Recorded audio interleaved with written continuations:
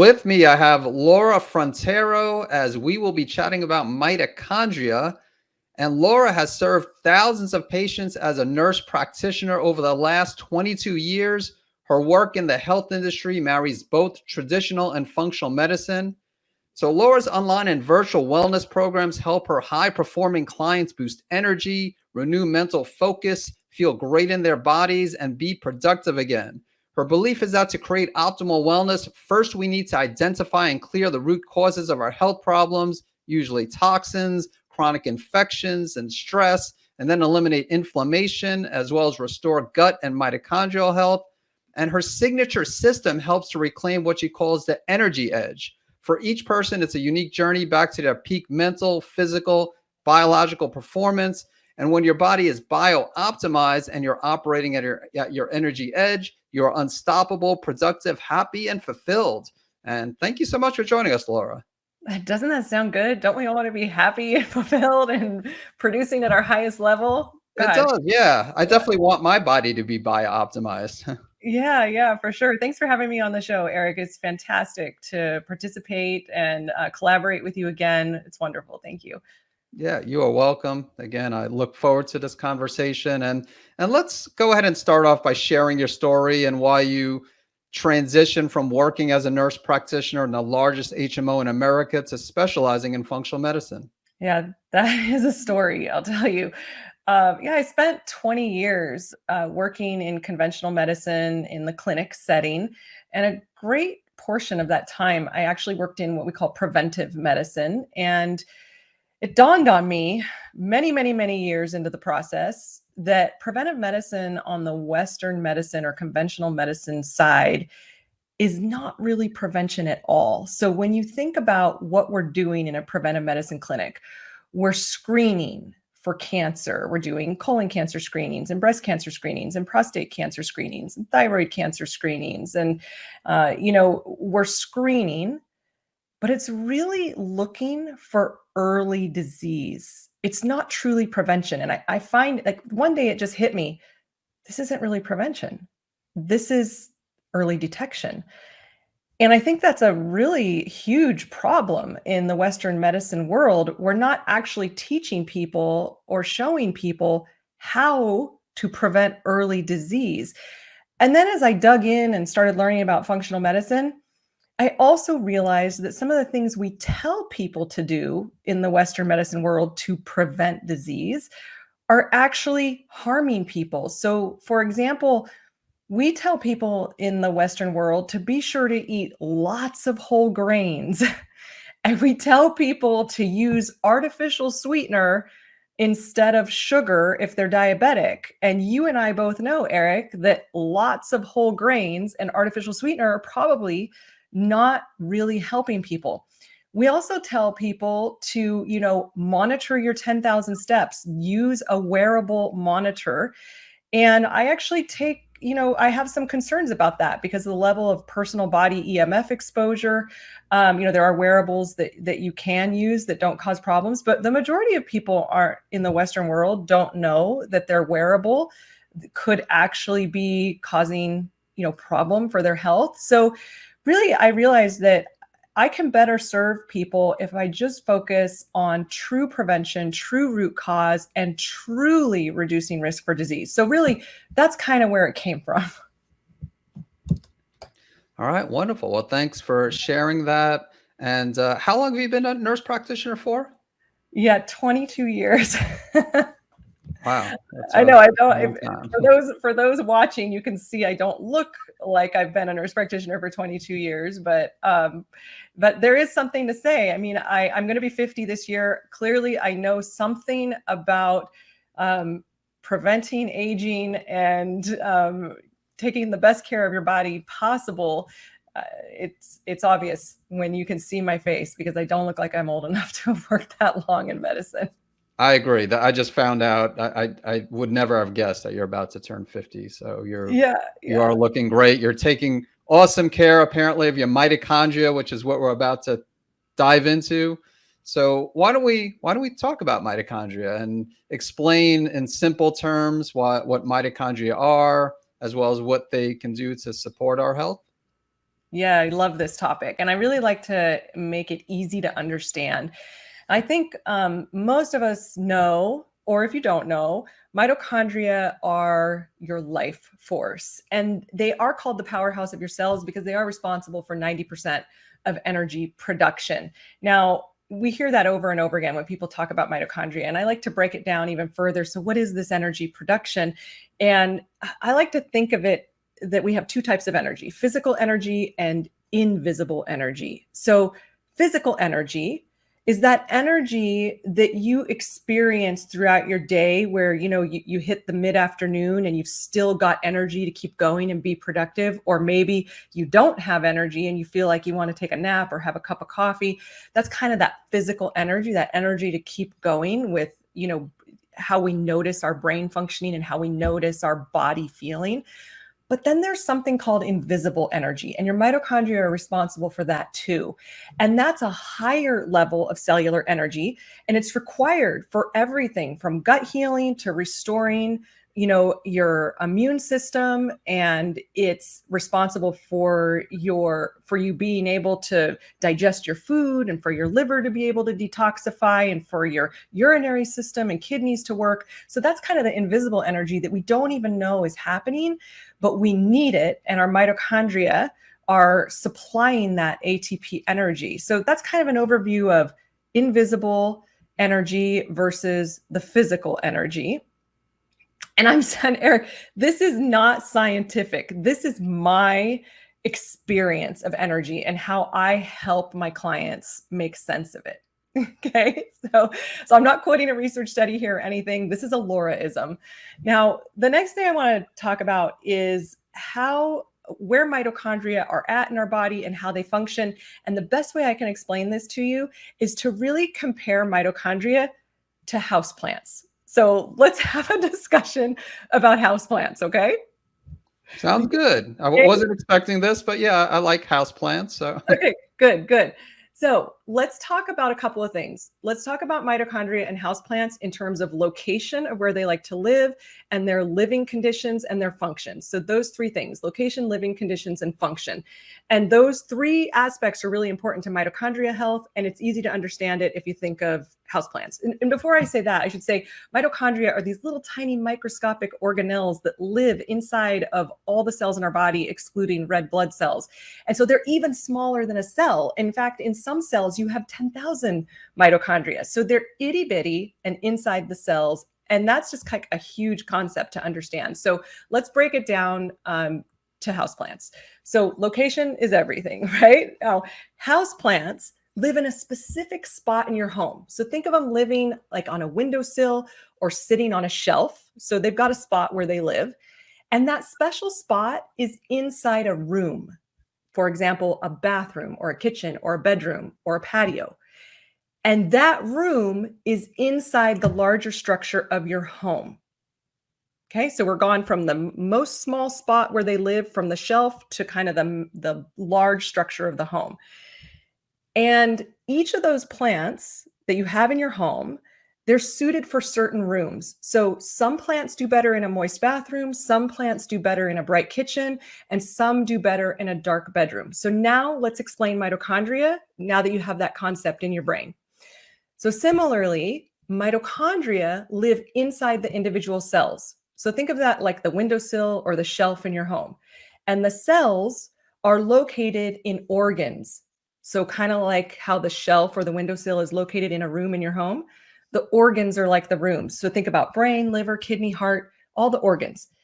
And those rooms or those organs are in the larger structure of your body, which is similar to the home, the house for the house plants. So are you tracking me? Does this make sense, Eric?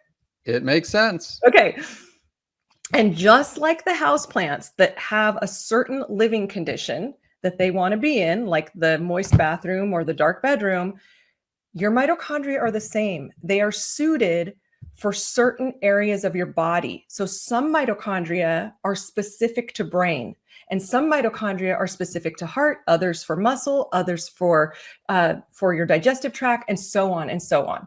So that's just the best analogy I can give you to really make sense of these little mitochondria. Now, I said there was 3 things we're focusing on: location, living conditions, and function. So the next thing is living conditions. So given the right living conditions, houseplants will thrive, they will grow, they will even sometimes reproduce. I have these little air plants right now in my kitchen window that are reproducing. They're making little baby air plants. And mitochondria are similar. Given the right conditions, they will thrive, they will grow, they will reproduce. And mitochondria are fragile. So if you withhold what they need, they will die, they will malfunction. And that's no different with houseplants. I mean, some people just have a green thumb and some people just kill everything they put in their house because they also need certain things. If you withhold what they need, they'll die or they'll just look limp and terrible. Now, the funny thing is that mitochondria and houseplants are so much alike. They both need clean water, they both need sunlight, and they both need nutrition. So they are quite similar. And we even know through studies that if you speak negatively or talk negatively to your houseplants, it's more likely to stunt their growth. And the same thing goes for mitochondria. If you live in a stressful environment and if you're stressed all the time, high levels of stress, trauma, then that is going to yield lower mitochondrial function. And that leads us to function, the third point. So mitochondria, let's start with houseplants. So houseplants create life-giving oxygen. That's why we want them in our house in the first place. They help remove toxins from the air, they clean the air, and they create oxygen. Mitochondria also create something. It's called ATP. It's a unit of energy that's needed for every cellular function in your body. Plus, they even assist in the detox pathways, like houseplants detoxify the air. Mitochondria assist in the detox pathways to keep your body flushed of toxins. And they actually, and then they remove toxins from the body. So very similar. And that's like the best, easiest kind of analogy that I can give. And I think it's kind of fun. Yeah. So mitochondria not only important for energy because they're the energy powerhouses of the cell and important for ATP production, but also they play a role, it sounds like, in reducing one's toxic load. If you don't have healthy mitochondria, then you could have an increased buildup of toxins. Is that correct? It is. And, people constantly think of mitochondria as being the energy producers, the energy producers. Well, there's actually a long list of functions that mitochondria are responsible for in your body. So yes, detoxification and energy production. They're also really important for calcium homeostasis, to promote cell growth and multiplication. They're responsible for cell death, which is actually really important. It's apoptosis is a word your audience may be familiar with, but this is programmed cell death, and this needs to occur to make space for new cells. They're responsible for cleaning out cellular debris. They generate oxidative radicals or free radicals and reactive oxygen species. And that's a whole talk, but but those reactive oxygen species can be very helpful when you have an invader like a virus or a bacteria. Mitochondria support your nervous system function. They help with heat production. They're organs of metabolism, and they just are really help the whole entire body communicate with your immune system as well. So lots of things that your mitochondria do. Energy production is the one we talk about the most. It's the one that you learn in biology class in high school when we talk about ATP and the Krebs cycle. Krebs cycle energy production. That was about the time that I tuned out in high school. I found that very boring. Yeah, same here. Overall, I like biochemistry, I guess, but the Krebs cycle, I can say that it's something that I've kept up with over the years, and something that we had this conversation because I'm in Laura's upcoming summit, which we'll chat about at the end. But I was telling her, yeah, don't ask me about the Krebs cycle because it's been years since I learned about the Krebs cycle, and if I reviewed it, I'm sure some of it will come back to me, but it's something that I try to distance myself from. Totally there with you. I am not a biochemist. I'm a nurse practitioner. My superpower is educating people, breaking down complex concepts into easy to understand concepts so that you can take action. Because if I just sit and talk to you about biochemistry, I promise you'll turn off this podcast. You'll tune out. Yep, same with me. So I also try to stay away from the biochemistry. And so let's talk about certain health conditions because again, mitochondria, as you mentioned, they're in pretty much every cell except the red blood cells. And what's the significance of, when talk about mitochondria and chronic health problems, Yeah. then when you have mitochondrial dysfunction, I assume that could, Yeah. well, I know it could lead, but I want to hear how you discuss the relationship between Yes. mitochondria and chronic health problems. Yes. So basically, when we have strong mitochondrial health, we can avoid chronic health problems. It's as simple as that. Now, there is a cascade of things that need to occur for mitochondrial damage. So there's a few levels. So let's start at the beginning and let's talk about how we damage mitochondria in the first place. We have to talk about that before we can talk about how we get to chronic disease. And chronic disease is, cancer, heart disease, autoimmune conditions. The list is long. But there's a lot that goes on between healthy mitochondria to that endpoint. So the first thing is how we damage our mitochondria. Most of the ways that we damage our mitochondria, we have control over. There's a few things that we don't have control over. We don't have control over the genetics that we're born with. However, we do have control over our epigenetics and whether we turn on or off those genetic switches. But we are born with a set of genetics. We also can't control aging. Aging is going to occur to us no matter what. Every year we are a year older.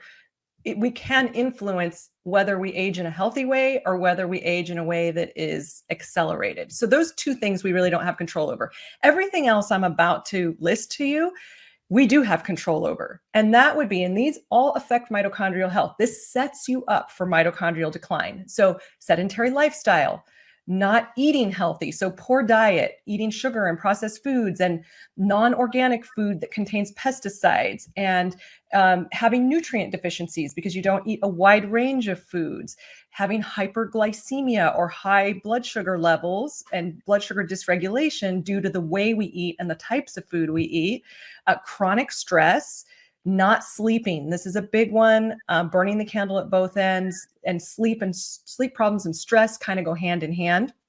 And then there's this whole category of infections. So everything from viral infections like Epstein-Barr virus and hepatitis and herpes to bacterial infections like infections that occur in the gut microbiome or the urinary tract. Many people have chronic urinary tract infections. Fungus or candida infections and parasites that are not just in the GI tract, but parasites can be anywhere in your body. And they can be anything from visible to the naked eye to protozoa, which you can't see with the naked eye. So microscopic, and they can live anywhere in the body. And then there's this whole category of environmental toxins and industrial toxins. Some of the stuff we get exposed to from industry and in being, things being produced in factories and, petroleum and exhaust from planes and cars. And but then there's the environmental toxins that we put on ourselves from our body products, our beauty products, our cleaning products for our home, burning toxic candles in the home and air fresheners. And a whole nother category of problem that I touched on is radiation, or actually EMFs. So electromagnetic fields, I mentioned it with the wearable devices.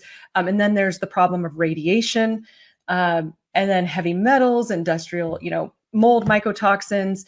And all of this leads to chronic inflammation, which is possibly the number one killer of mitochondria, this chronic inflammatory process in the body. So the first step of hurting your mitochondria and going down the chronic disease path is how we damage them. The next thing that happens once you've damaged mitochondria is you start to get into metabolic instability. So what that means is you have a lowered energy production. So we talked about ATP energy, the Krebs cycle. That's your energy that your body uses for every cellular function. That starts to decrease. So then that invisible energy and the physical energy I talked to you about at the beginning, we don't have enough of that for our body processes and to feel good as well. And when we have lower energy production, we also have increased metabolic waste. So the cells are releasing damaging free radicals and waste that needs to be carried away through your detox pathways. You get a higher increase of this. And then you have an increase in oxidative stress. These are concepts that you may have talked about with your other, with your other guests, and that your listeners are probably aware of, because I know you have a high level of highly educated listeners here. So once you get through that phase of metabolic instability, the downward spiral to chronic disease, you're getting closer to it, and you go into what we call metabolic inflexibility. So we went from instability to inflexibility. And that is the inability to respond to metabolic demand and choose the best fuel source. So your body uses two types of fuels to make energy: glucose and ketones. Now, glucose is like using leaded gas in your car. It is dirty. It burns dirty. It makes a lot of exhaust. Ketones are like using super premium unleaded gas in your body, like in your car, in your body, where it burns clean and the engine in the car doesn't suffer. Your body doesn't suffer either. So you're unable, when you're inflexible, to choose between what type of fuel to burn, and you just end up burning glucose all the time. So you get dysfunctional energy production, poor fatty acid metabolism, and this results in chronic, protein damage and more increase in oxidative stress. And now you have created a chronic disease, and those chronic diseases manifest as cardiovascular disease, cancer, Alzheimer's and Parkinson's, metabolic syndrome, muscular dystrophy, epilepsy, autoimmune disorders, autism, fibromyalgia, chronic fatigue syndrome, migraine headaches. I mean, it goes on and on. You want to add any to that list, Eric? Thyroid disorders?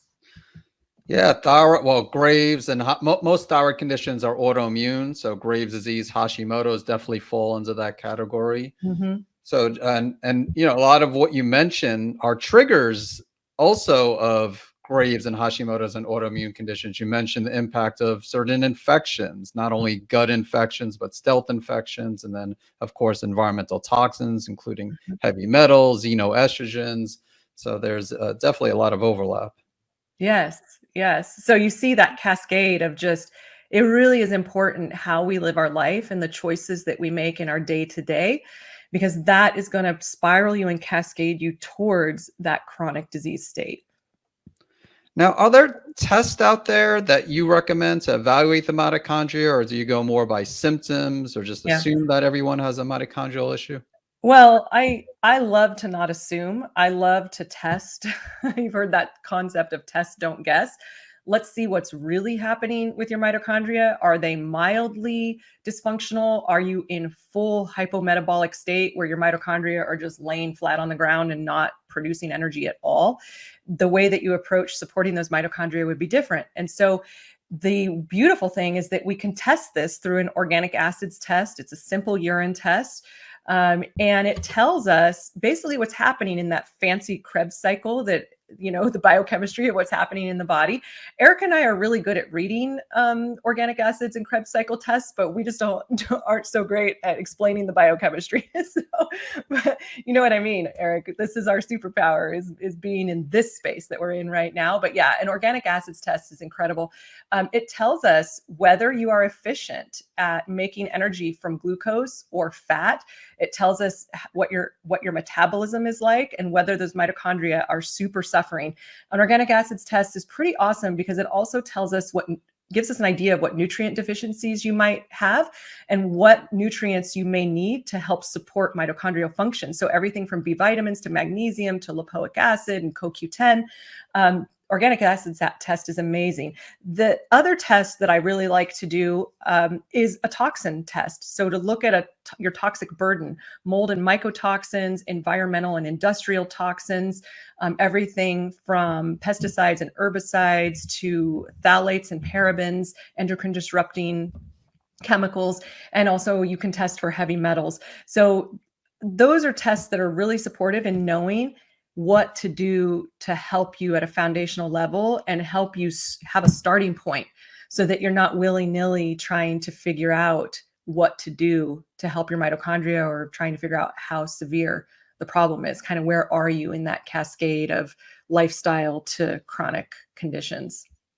Now, does the testing depend on the person? Maybe not necessarily the organic acids test, but let's say mycotoxin testing. Do you recommend that to everybody, or just if you suspect that there might be a mold issue or toxic Yeah, mold problem? that's a really good question.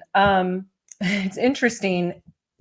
You would be surprised how many people have mycotoxins affecting their health who don't think that they've ever been exposed to mycotoxins. So if people are resourced and they can really do afford some investigation into their health, then I do recommend, not right out of the gates, but maybe after we've done taken a little bit of binders and opened the internal detox pathways in the body, and your body can start releasing some of those toxins and we can start seeing them. Then I will often recommend that we just do a total kind of toxin evaluation that includes everything. And myself as an example, I didn't think I had mycotoxins, and I was stunned at what I saw in my own test. If you have any brain fogginess and low energy, that's a good sign that you should probably include it in your evaluation, but not necessarily right off the bat. It probably get more bang for your buck if you do it, maybe 4 weeks into kind of taking some binders and doing a little bit of opening those drainage pathways. Okay, makes sense. And it's not just airborne. Of course, that's probably the major source of mycotoxins, but also you could get it in food too. So if someone's Yeah. eating, you mentioned grains in the Mhm. beginning, and certain grains Grain, such as corn. grain, corn, coffee. Yeah, those are big sources of mold toxins, mycotoxins. Exactly. And I was surprised to see I had those as well. But the surprising thing is I also had the type of mold toxins that you get in a wet building. And the thing with mycotoxins is once you're exposed to them, they can be in your body for the next 30, 40, 50 years. You may not be able to clear them on your own. Probably you won't. And so we can't tell you exactly when you were exposed, but once you start digging into your past, oftentimes you can pinpoint when it happened. I was able to do that. I know exactly when I got exposed once I started thinking about it. And are certain heavy metals more significant than others? Obviously, you want to not have any heavy metals, but do you find that mercury or Yeah. cadmium or arsenic or lead? Yeah, I mean, heavy metals are a problem. It's really hard to accurately test for heavy metals in the urine without actually challenging them to come out of the body. So if you're going to do heavy metal testing, you want to work with a practitioner who can put you on some supplements to help start moving the metals, or even a prescription medication to move the metals. It's a hard thing to do. The beauty is that a lot of us who work with detoxing the body are protocols that remove, industrial toxins, mold toxins. Oftentimes the same binders will move metals as well. So even if you don't see metals on your testing, doesn't mean they're not there. And oftentimes a protocol will also help support removing them. So that's good. All right. Well, thanks for explaining that. And can you go ahead and discuss how you go about restoring mitochondrial function? Yeah. So obviously, you lived into mitochondrial dysfunction. You now need to live out of mitochondrial dysfunction. So this is not an overnight. It takes time to restore your health. And so definitely give yourself an honor space and time for this. But the first thing you can do is really support your nutrition by eating a nutrient-rich diet and eliminating refined sugar and processed grains and bad fats. By bad fats, we're talking about vegetable and seed oils, removing casein, which you find in dairy, removing gluten, removing artificial ingredients, and then eating all the things that your body craves and wants, like greens and vegetables and herbs and fruits and nuts, seeds, legumes, and some whole grains. You don't have to remove all whole grains. I mean, sometimes, depending on what if you have autoimmune disorders, you should probably remove all grains. If you're not dealing with autoimmune disorders, you may be able to eat some, and you can work with your practitioner to find out what will work best for you. But incorporating healthy fats like avocados and olives and coconut and grass-fed butter and ghee and pasture-raised eggs, and then clean protein. So grass-fed beef and wild-caught fish and wild game and pasture-raised poultry. So all of those free of hormones, free of antibiotics, all of that matters when you're choosing your animal proteins. Organ meats, by the way, are also really healthy for you. So liver, kidneys, heart, brain, bones. And if that grosses you out, you can always get encapsulated forms of organ meats as well, which are really nutritious and supportive to mitochondria. So while we're on the topic of food, the way you eat your food or the timing of eating your food is also important. So if you can tolerate it, if you can do it, some intermittent or extended fasting, you may need to work yourself up to that, depending on what your current, glucose dysregulation could be. If you're really glucose dysregulated, you may not be able to do intermittent fasting starting out of the gates. You might need to build up to it. But when you're fasting, your damaged mitochondria are purged through something called autophagy. Your body removes and gets rid of damaged cells and damaged microorganelles. So this is amazing because damaged debris and accumulated reactive oxygen and nitrogen species are removed from your body. So intermittent fasting, you can start with a short window. Start with a 12-hour window. The keto diet can be supportive.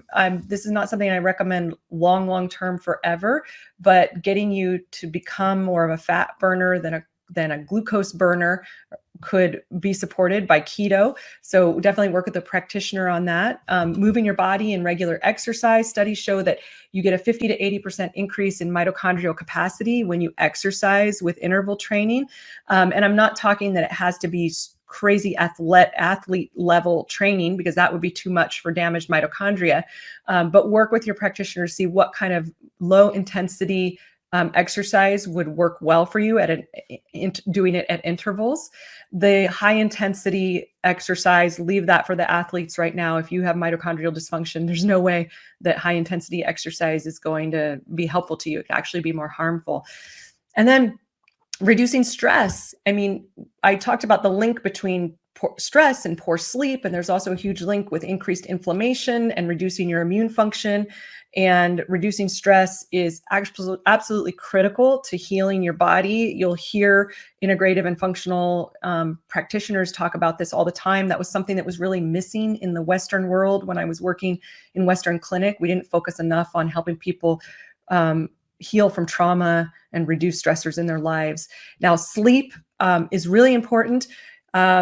Circadian rhythms. So I'll say sleep and sunlight as I kind of mix these two concepts together. So our sleep cycle is actually dependent and related to our circadian rhythm, and sunlight is part of that.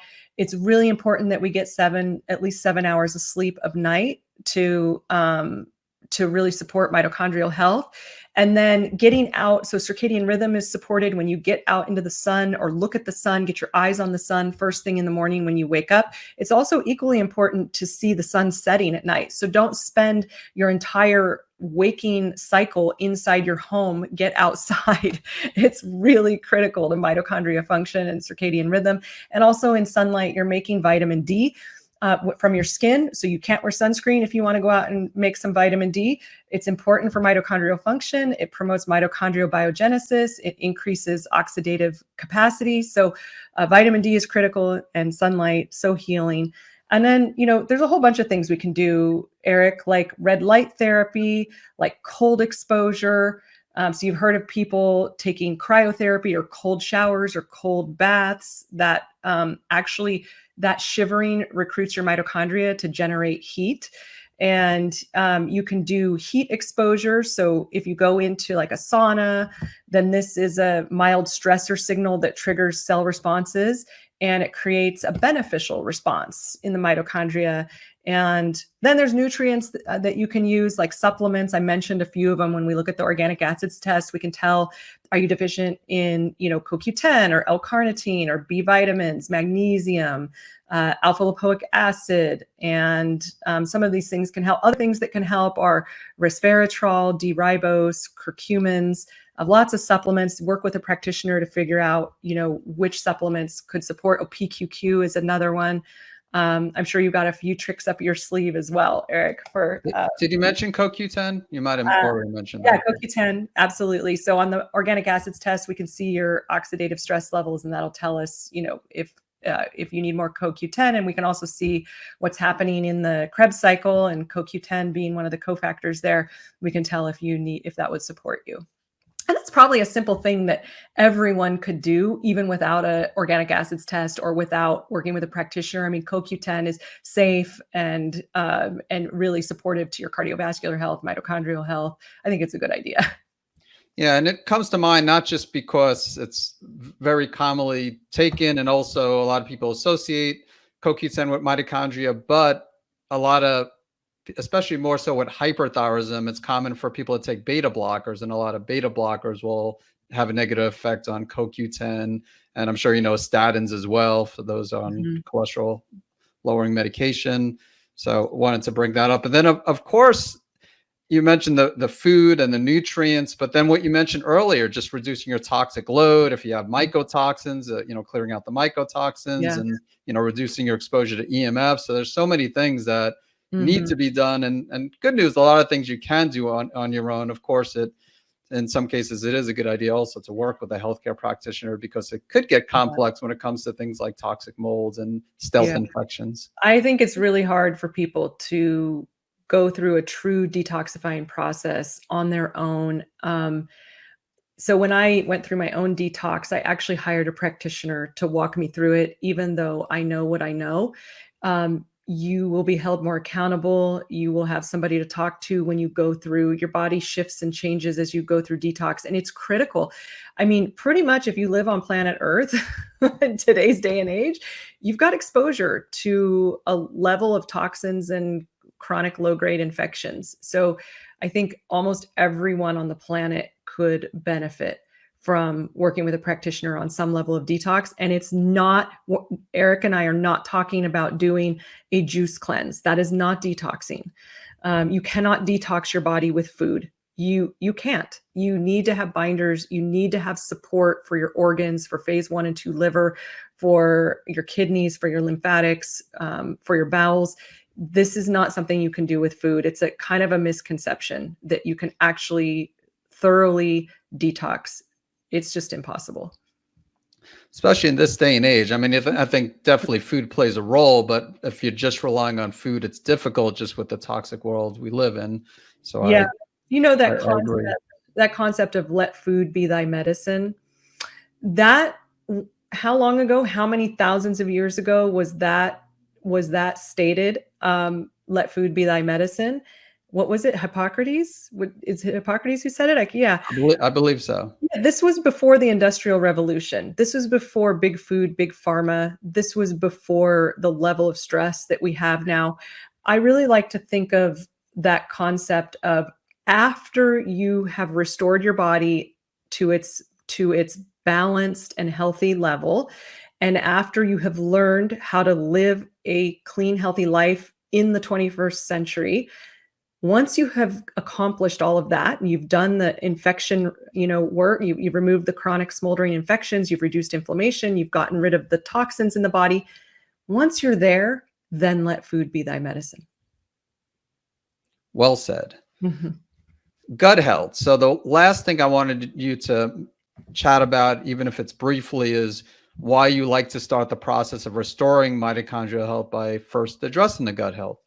Yeah, this is a really important concept. And in all of my programs, when I work with my clients, we address gut health first and foremost. It is foundational to wellness. And if you don't address gut health, you're never going to get rid of the smoldering inflammatory fire that's happening in your body.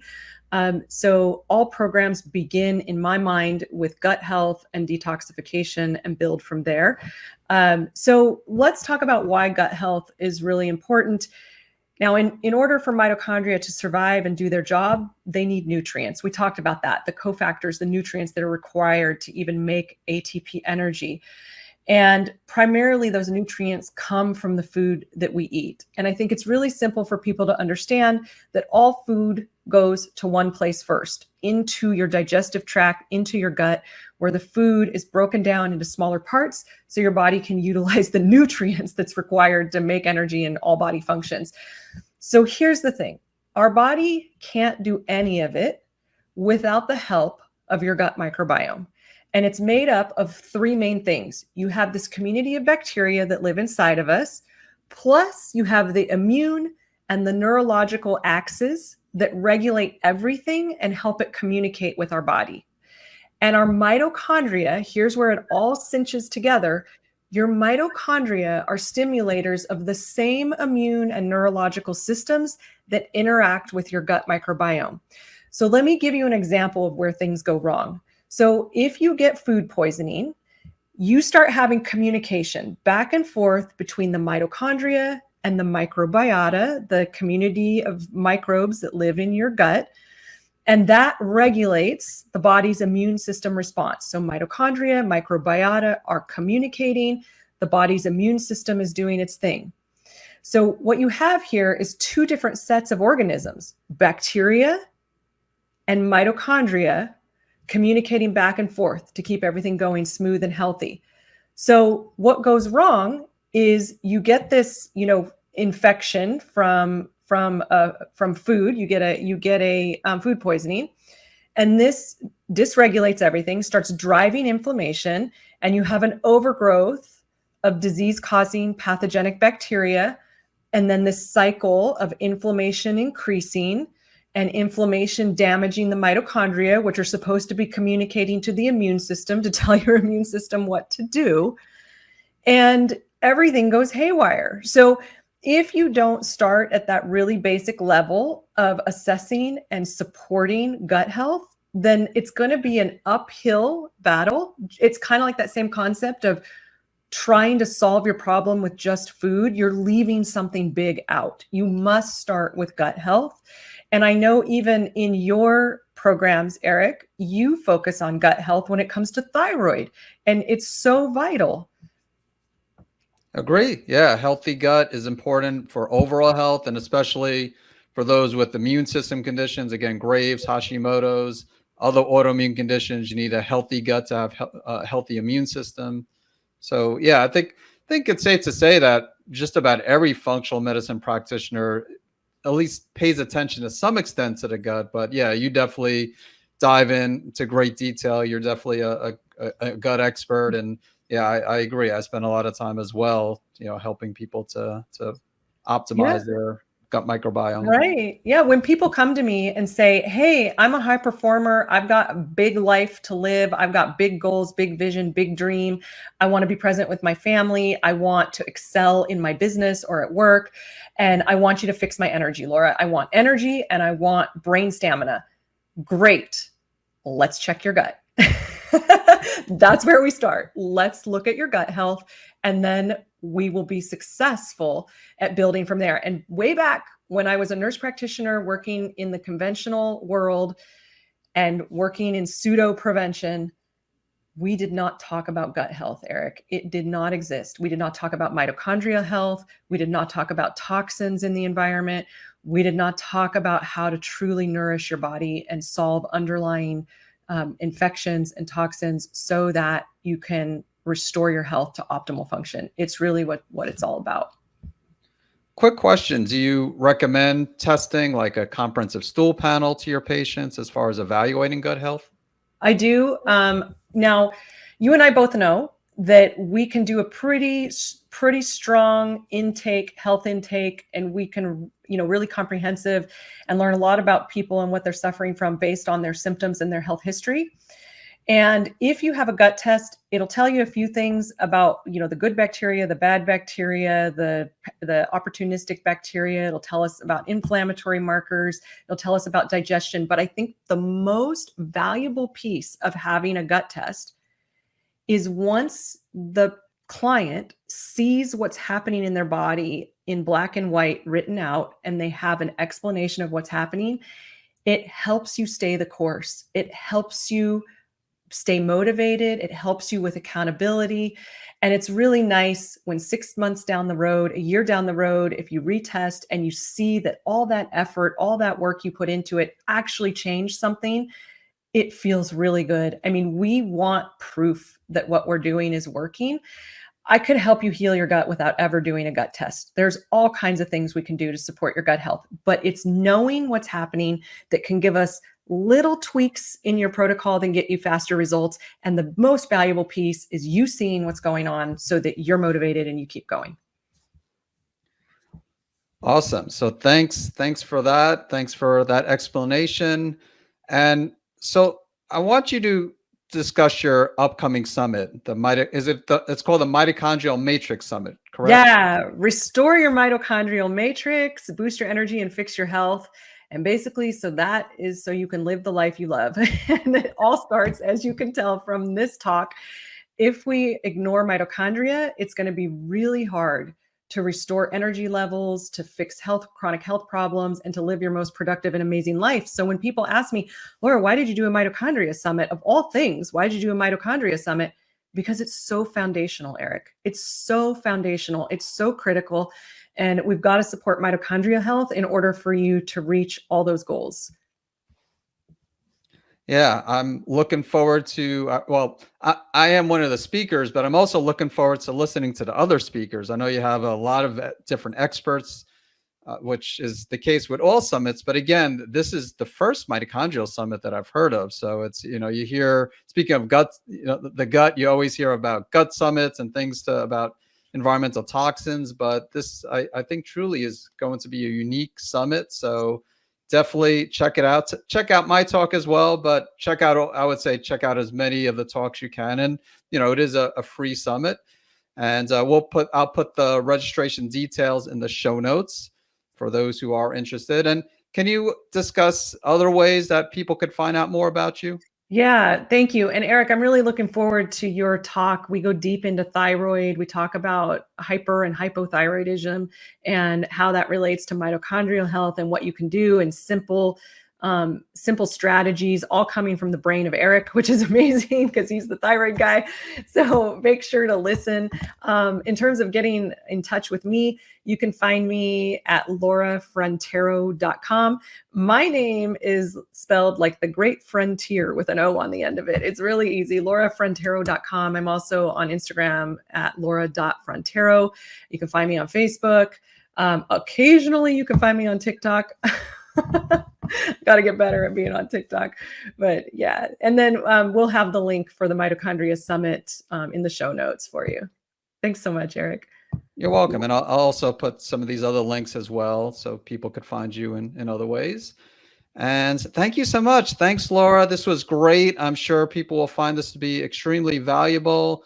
And once again, yeah, definitely register for Laura's upcoming summit and check out her website, as well as check her out make sure you visit her on social media.